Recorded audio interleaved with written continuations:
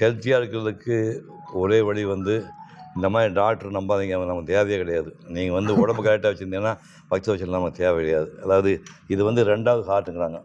புரியுதா? முழங்காலுக்குள்ள கால் ரெண்டு 2வது ஹார்ட்டுங்கிறாங்க.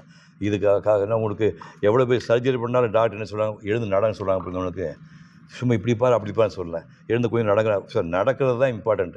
அதனால் வந்து நீங்கள் ஒரு நாளைக்கு நான் வந்து முதல்ல போட்டில் வாக் பண்ணிகிட்டு இருந்தேன். இப்போ காலையில் எழுந்து எங்கள் வீட்டில் வைட்டமின் டி வேணுங்கிறதுக்காக சன்லைட் மாடியில் இவர் வேறு மாதிரி நடக்கிறார். நான் சன்லைட் பேர் பாடிக்கு போய் மொட்டை மாடியில் போய் ஷார்ட்ஸ் மட்டும் போட்டு வெறும் பேர் பாடி. இப்போ சம்மர் பயங்கரமாக இருக்குது, வேர்த்து ஒழுகும்.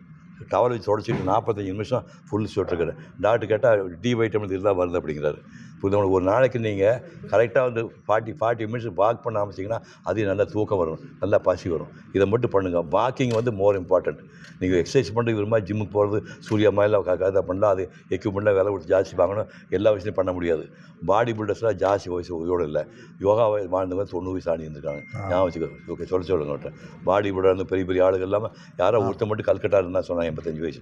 பாக்கி எல்லாம் பாடி பில்டர் ஹெவி பண்ணி அளவுக்கு மீறி ஸ்ட்ரெயின் பண்ணி மசில்ஸ் டைட் பண்ணும்போது ஏஜ் குறைஞ்சி போகுது. இந்த யோகா பண்ணுறாரு மற்ற மாதிரி இந்த மாதிரி வாக்கிங்கில் பண்ணுறவங்க ரொம்ப வருஷமாக நீங்கள் பாருங்கள்.